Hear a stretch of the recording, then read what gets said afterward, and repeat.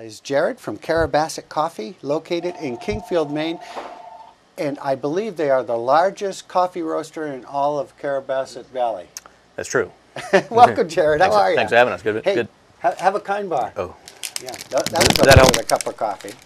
Welcome. Glad you could be with us. Thank and you. As you drive into Kingfield, you see that beautiful red building right there with the field in back. It's a good place. You've got a good view. With a big puff of smoke, yes. Yeah, big it puff is. of smoke. Yes. As you come into town, sometimes you can even smell the coffee brewing. And let's talk a little bit about some of the daily operations at Carrabassett Coffee, Jarod. Well, for the most part, we roast coffee and wholesale coffee. So any given day we roast between, I'd say, 800 and 3,000 pounds of coffee a day. Really? So it's not a small operation. Jeez. Yep. Now, you have customers not just in the state of Maine, right? Customers kind of all over the world. One of our more frequent mail order customers is actually in Bethel, Alaska. It's a high school up there, and it's one of those towns you can only fly into or take a boat to. So the principal at one point in time had ties to Maine, and they chose our coffee, and the incoming principal kept us on. So it's kind of cool to ship that out. They just shipped it on Friday, actually. Just shipped them an order on Friday, huh? So that's your part of your mail order. Now, can people go to, is there a website where they can go and order it? Carrabassettcoffee.com. Well, that's handy. Nice. So, are all the flavors available mail order? Yes. Yeah. Yeah, and even some that may not be, like the Harrisseekit Inn, for example, they have their own custom roast, and there's a tab on the website for custom roast, and you can go and just type in what you want. So, yep. If you want like a full calf, half calf, or decaf, everything's right there. So. What do you know which one has the most caffeine? Well, technically, you can't roast more caffeine into coffee. So the rule of thumb is that a lighter roast technically does have more caffeine than a darker roast, but it's a marginal amount. Right. But I love the hearty flavor when you over roast it or roast it more. Yeah, Backdraft is by far the biggest seller. It's the darkest, most smoky. One step below that is Rooster. It's my personal favorite. So. Yeah. Yep. Well, lots of great flavors to enjoy. And what are your, now you have, you're mostly wholesale down there, but can you call in an order for wholesale and then pick it up? Yeah. Our standard hours are 8 in the morning till 4:30 in the afternoon, Monday to Friday. And then 8 to noon on the weekend, Saturday and Sunday.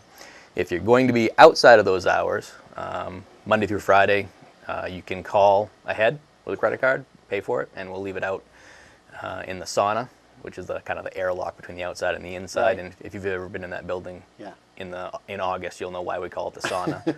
And you can pick it up there 24/7. So.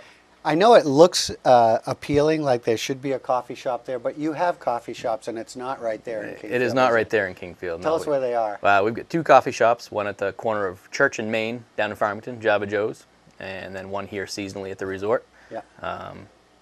Yeah, we get a lot of people walking in to say, well, where can I get a cup of coffee? It's like, well, we usually have a couple of samples on the counter there that you can try out. But you'd think in that gigantic space we'd have a coffee shop, but we don't. Right. We always talk about it, but it hasn't come to fruition yet. Well, when I've been in there, they've been quite busy. Yeah. It's a good business there, walk in. But, yeah. But especially, I was there during the holidays. People love to shop and give coffee for a gift. I'm sure you're busy for the holidays. Oh yeah. Between say Thanksgiving and up until a day prior to Christmas, a lot of people do that just for gifts. And if you walk in, we do offer the nice foil bags with a nice, typically Claudia Diller art on the labels, and we can do that, package it up for you, and we can even ship it off for you. Yeah. Now, let's talk about some of the special featured coffee of the month program. Tell us a little bit about that. Yeah, we have typically 30 or 32 perennial coffees that are on the roasting floor. But every time Jeff, the general manager, orders, he'll pick 2 bags, one organic and one conventional, and bring them in. It could be some small lot coffee from, say, India or something different from Brazil, and bring them in. We usually roast them to a medium roast so you can kind of taste the origin of the bean.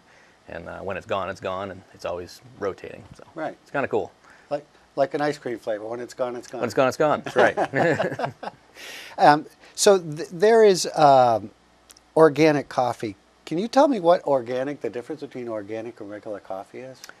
Just the way it's grown. I'm sure they don't use pesticides or herbicides or anything like that. It's like vegetables in your garden. If you're using Roundup, it's probably not considered organic. But so they're just treated the same way as any organic vegetable you'd get here in Maine. And there's a chain of command from the country that it comes from through how it's handled, even to when it gets to the state here. We're certified by MOFGA, and they come in once a year and make sure that we're handling the beans correctly and keeping them separate from conventional beans, and really making sure once it gets into your cup, it's still organic. So. They inspect it. They do, yes. Yeah. They inspect everything. Yeah. From how we record it in the office to how we handle it in production to how we roast it out back by the roasters. Huh. So when I pick up coffee, you always ask what kind of a coffee maker. How much difference does that make how it's ground? Quite a bit. Probably the finest grind is Turkish, and that's just it's a technique of brewing where you basically boil it in water 3 times and then you kind of slowly pour it into your cup. I think that's how that works. The middle of the road is your standard drip coffee maker you'd have on your countertop. That should feel kind of like beach sand is how we've always described it. And then the coarsest grind is for either a French press, and then the same grind will also do what's probably the most recent fad is cold brewing coffee. So. Yeah, and what is the appeal of that? Cold brewing is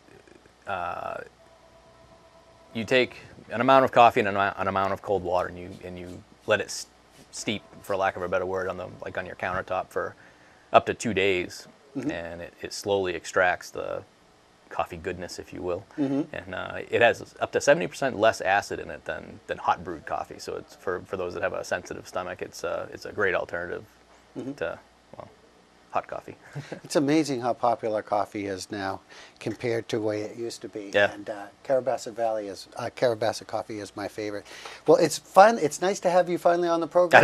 I know. And talk a little bit about Carrabassett coffee, and hopefully we could have you back again and talk more about it, and maybe some of your special flavors and things that are happening at Carrabassett Valley Coffee. Great. Thanks for having us. Carrabassett coffee. Thank you so much, Jarod. Have a kind box. I will. They're delicious. They are delicious, yes. We'll take a break. We'll be right back with more here on the